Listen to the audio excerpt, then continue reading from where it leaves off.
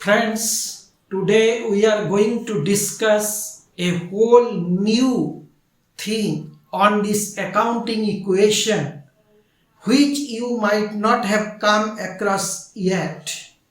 That is accounting equation with your GST. जो GST आने का बाद कोई भी अकाउंटिंग इक्वेशन में जीएसटी लेकर के कोई प्रॉब्लम भी आ सकता है. You may face this sort of question in the exam in future because the GST is of generally it is on purchase and sale of goods and services. जो purchase of goods में, in case of purchase of goods, somebody, the company, the organization, they are paying GST. जब purchase होता है, मान लीजिए कि 100 रुपया का चीज 10 रुपया GST, तब आपको 110 रुपया पेमेंट करना है. और एक बार बोल देते हैं, मान लीजिए कि जो सामान उसका 100 रुपया, जीएसटी छोड़ के 100 रुपीज, और जीएसटी आपका 10%, दैट इज 10 रुपीज. सो आपको पेमेंट करना है 110. इसको बोलते हैं इनपुट जीएसटी. सो थोड़ा वर्किंग में करते हैं. जब कोई चीज परचेस होता है, अगर परचेस होता है स्टेट का अंदर, उसको बोलते हैं इंट्रा स्टेट. जब कोई स्टेट का अंदर मेरा ट्रांजैक्शन होता है, मान लीजिए कि this is a state of West Bengal. West Bengal periphery का अंदर अगर आपका ट्रांजैक्शन होता है तो ये आपका सीजीएसटी एसजीएसटी आएगा. स्टेट का बाहर होने से आईजीएसटी आता है, वो बाद में हम लोग लेंगे. आज तुमको मैं करते हैं क्या ना, input CGST, input SGST and output also. So purchase करने का टाइम में परचेस प्राइस आता है जो स्टॉक होता है, और इसलिए मैं इधर स्टॉक भी लिख दिया है. ये करंट होल चीज करंट एसेट का अंदर आता है. और जब कोई उधार से परचेस करते हैं तो आपका क्रेडिटर आ जाता है, उसको बोलते हैं क्रेडिटर, ट्रेड क्रेडिटर. उसका नाम दे दिए ट्रेड क्रेडिटर. और परचेस करने का टाइम में अगर आप 100 रुपीज में परचेस करते हैं, उसमें जीएसटी नहीं है, 100 रुपीज, आपका 10% जीएसटी, तो जीएसटी कितना ना 10 रुपीज. फिर ये जीएसटी परचेस करने का टाइम में आपका सीजीएसटी होगा 5, एसजीएसटी आएगा 5. आपको पेमेंट करना है 110 पेबल टू द सप्लायर. जब में सेल करते हैं, इसको बोलते हैं इनपुट. ये एक एग्जांपल, इनपुट. जब सेल करते हैं, the seller is collecting GST from the purchaser. इधर क्या, purchaser is paying GST. In case of sale, seller is collecting GST. This is important. And seller will have to pay the GST. So in case of sale, मान लीजिए कि ये 200 rupees का cell, उसमें 10% GST. तब एक customer से कितना कलेक्शन करेंगे ना, 220 कस्टमर से कलेक्शन होगा. कलेक्शन कितना 220 और चीज का सामान का दाम है आपका 200 और 200 का ऊपर 10% कर दीजिए, ये 20 रुपीज जीएसटी, 20 रुपीज में आपका आउटपुट जीएसटी 10, आउटपुट एसजीएसटी वो भी 10, टोटल हो जाएगा 220, राइट। सब जब सेल करते हैं उसको बोलते हैं आउटपुट, सीजीएसटी आउटपुट एसजीएसटी, क्योंकि एक स्टेट का अंदर ये सेल होता है, स्टेट का अंदर ये परचेस होता है। जब मैं कोई परचेसर से जीएसटी कलेक्शन करते हैं, it is my responsibility to pay the GST to the government, and this is output GST. Output GST will come under non-trade creditor. It will come under non-trade creditor in the balance sheet. Similarly, जब purchase करते हैं ये input GST, this will come under current asset. ये current liability का अंदर आता है। Current liability में trade creditor, non trade creditor, trade creditor, non trade creditor का अंदर ये आता है, ये इनपुट सीजीएसटी एसजीएसटी, ये आपका करंट एसेट का अंदर आता है, right. So this is the fundamentals, and now we are going to start with the problem.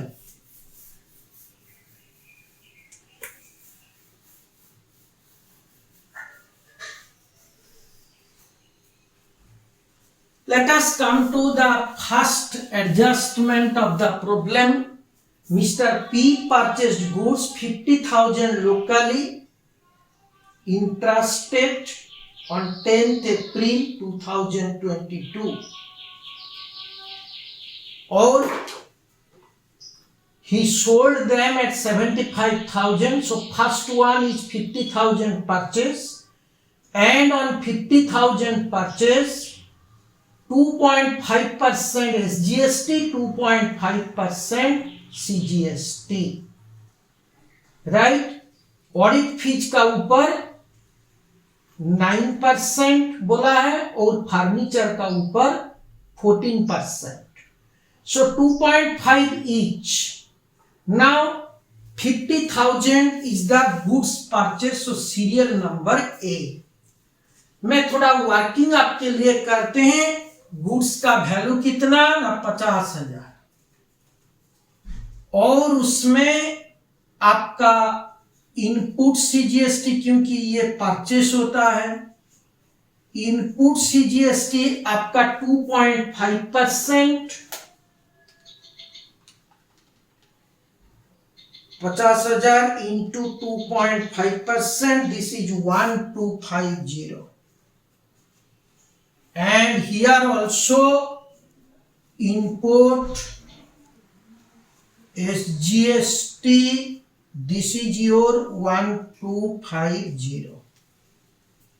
So this is how, and this will go to the stock under current asset, and this is your input CGST, this is your input SGST. CGST is divided 50%, 50%, 50% is the central government share and 50% is the state government share. Central government, and this is for state government, right? So how we can write this? Stock will be 50,000. I am writing stock. Input will be input CGST 1250, input SGST 1250, और creditor को जो supplier उनको मेरे को payment करना है, तो 50,000 plus this and plus this one. So I have to pay to the supplier 50,000 plus 1250 plus 1250. This will be 52,500. This will come under trade creditor. This will come under trade creditor. So if we add these two sides, we will see both the sides are equal.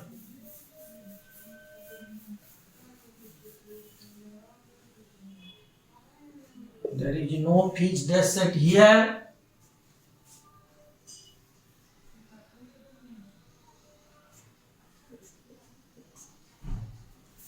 So if we make a total here, it will come, stock will be 50,000.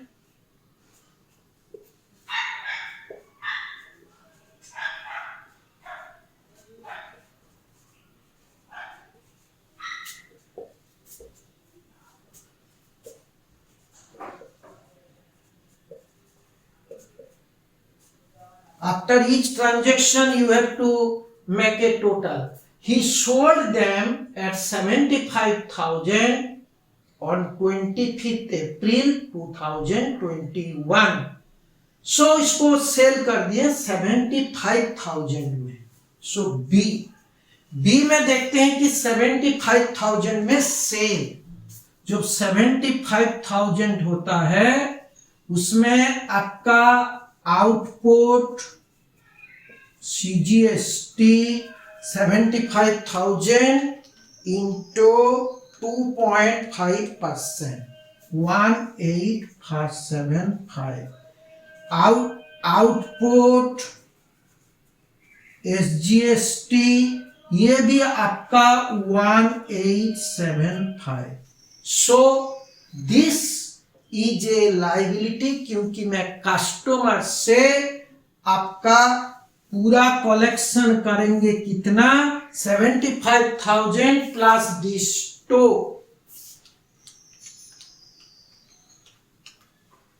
So 78,750. So customer से हम लेंगे कितना ना 78,750, और आपका goods जो है ये 50,000 था, उसको मैं सेल कर दिए 75,000 में, आपका प्रॉफिट हो गया आपको 25,000. और एक बार देख लीजिए, मैं जो गुड्स परचेस किए थे वो 50,000 और गुड्स को सेल कर दिए 75,000. इधर ये नहीं बोला है कि जो 75,000 उसका कॉस्ट कितना, वो नहीं बोला है, राइट. तब में सोचते हैं इधर दूसरा कोई गुड्स नहीं है, इसलिए जो 50,000 में परचेस हुआ था उसको मैं 75,000 में सेल कर दिए. सो मेरा प्रॉफिट इज 25,000. एंड प्रॉफिट कहां जाता है ये आपको पता है, profit will go to the capital, right. So how to write this, I will also include debtor here, right. So B में आपका डेटर ले लेते हैं. डेटर आपका 78,750. बट ये जो सेल करते हैं आपका नाम नहीं दिया है. ये किसको सेल करते हैं तो सोचते हैं कि ये कैश सेल है, क्योंकि नाम अगर उधर परचेस करने का टाइम में वो लोग नाम दिया था कि पी से परचेस किए, इसलिए this is A trade creditor में लिख दिए, कैश से लेस नहीं किए. इधर क्या ना, जो सेल करते हैं वो नाम नहीं दिया है, ही सोल्ड गुड्स बोला है इन द सेम स्टेट. किसको सेल किया, name has not been mention. जब नेम नहीं देते हैं तो generally we think it is a cash sale, so we will treat it as a cash sale. So I am writing here cash.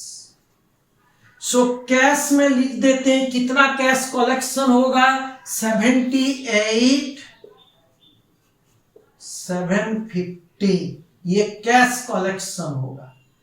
और ये जो 50,000 स्टॉक था दिस विल गो आउट क्योंकि मैं सेल कर दिए 50,000 स्टॉक, राइट। जो 50,000 मेरा स्टॉक था उसको मैं सेल कर दिए। नाउ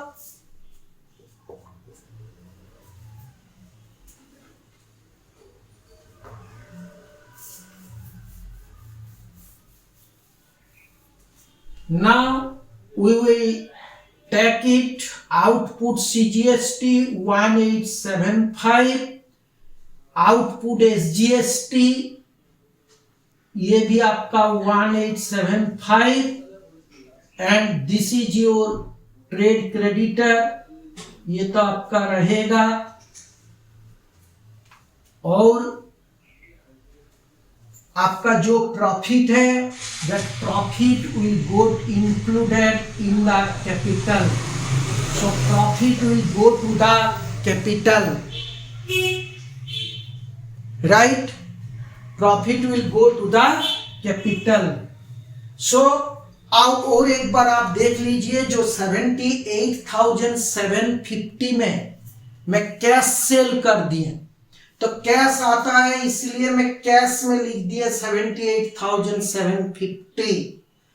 और जो स्टॉक मेरा था 50,000 ये स्टॉक आपका निकल जाएगा क्योंकि मैं सेल कर दिया, अभी स्टॉक नहीं है। नाउ जितना जीएसटी उसको बोलते हैं आउटपुट जीएसटी, ये मेरा लायबिलिटी है। This is a current liability to come under non trade creditor. So 1875 और आपका 25,000 75,000 में सेल किए उसका कॉस्ट था 50,000। सो 75,000 minus 50,000 25,000 is the profit and profit will increase your capital। फिर ऐड कर देते हैं ये आपका कैश आएगा 78,750 स्टॉक नहीं है ये आपका 1250 इक्वल 1875 ये आपका ट्रेड क्रेडिटर 52,500 ये आपका कैपिटल विल कम 25,000, राइट।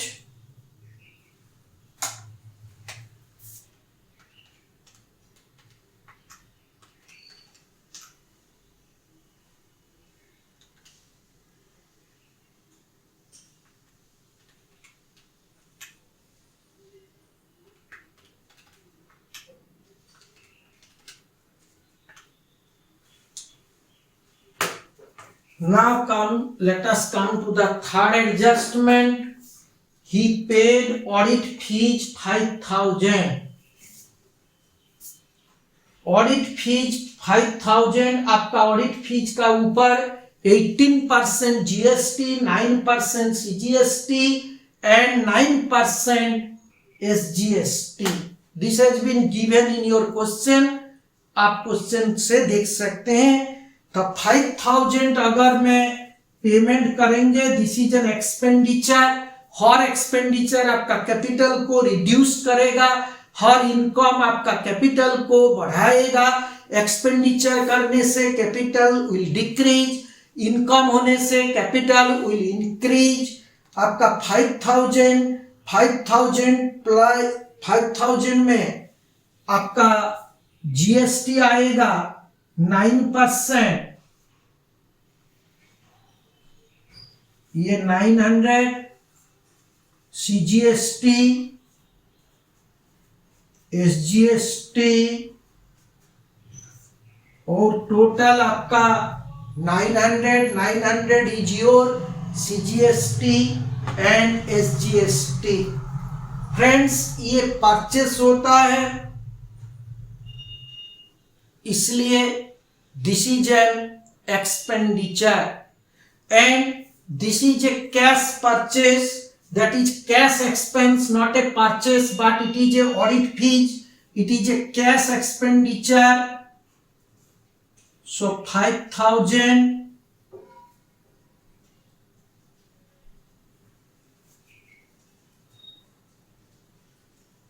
ना 450 करके ये आपका 18%, 9%, 450 करके ये आपका जीएसटी आएगा, क्योंकि 9% आपका 5,000 का ऊपर 9%, फिर 5,000 का ऊपर 9%, so total comes to 5,900.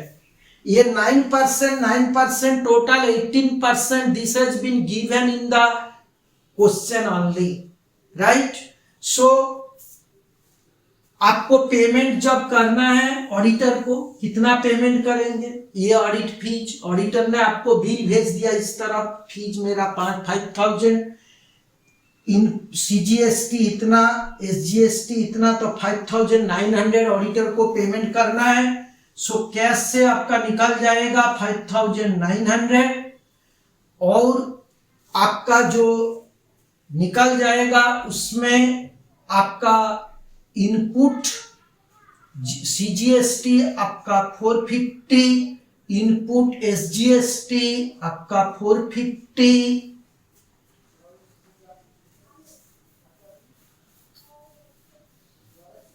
And आपका ये एक्सपेंडिचर होता है, एक्सपेंडिचर में 5,000 माइनस, क्योंकि this is A audit fees, it is an expenditure, it will reduce your capital.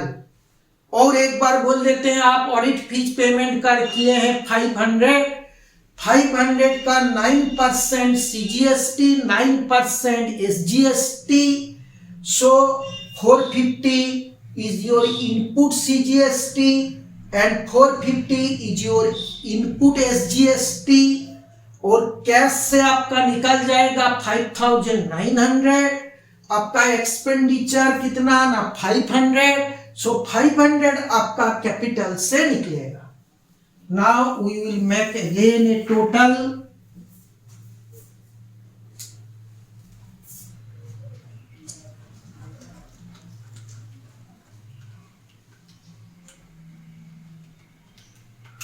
This will come to your 72,850.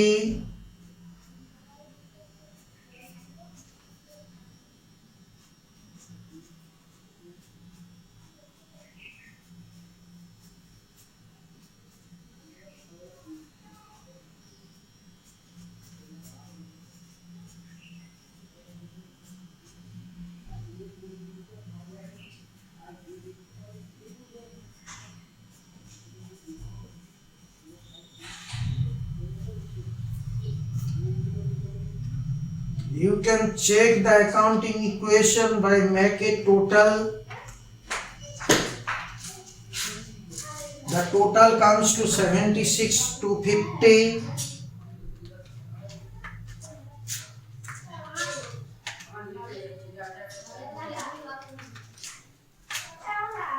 Both the sides are 76,250. Now we will come to the adjustment, fourth adjustment. He purchased furniture for office use 10,000. Furniture का ऊपर आपका 14%, तो फिर purchase करने का time में आपका input आएगा. सो फर्नीचर का वैल्यू कितना ना 10,000. इधर एक वर्किंग करते हैं 10,000 आपका फर्नीचर का वैल्यू, उससे आपका इनपुट सीजीएसटी 14%, इनपुट एसजीएसटी ये आपका 1,400, सो टोटल 12,800. सो जब परचेस करते हैं, इधर देखिए ये कैश परचेस, क्योंकि कोई नेम मेंशन नहीं है परचेस में, इसलिए मैं सोचते हैं कि it is a cash purchase of furniture. और कैश से कितना पैसा निकलेगा? फर्नीचर फिक्स्ड एसेट का अंदर आता है, वो फिक्स्ड एसेट में लेंगे 10,000 और इससे आपको 12,800 कैश निकल जाएगा। एंड दिस इनपुट CGST ये आपका आएगा 1400, this is again 1400, right? And this side is not affected here, ये साइड आपका इफेक्ट नहीं होगा।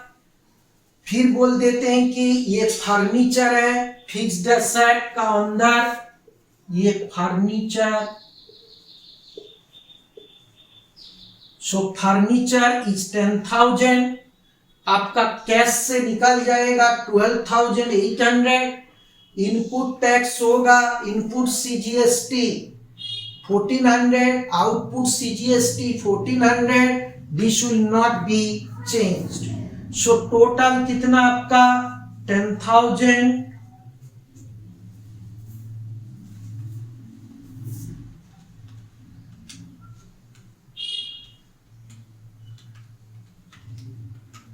ये आपका 60050 प्लस 3,100, ये आपका 3,100, राइट? 3,100 ये आपका 1875, this is 52,500, this is your 20,000.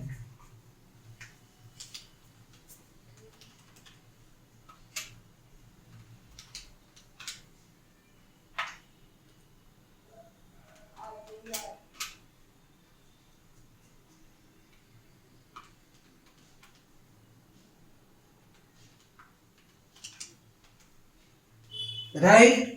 ये आपका टोटल अगर आप टाली कराएंगे तो ये टाली हो जाएगा। उसमें देखिए जब कोई फिक्स्ड एसेट परचेस करते हैं, फिक्स्ड एसेट में जो आपका GST पेमेंट करते हैं वो इनपुट आपका इनपुट CGST,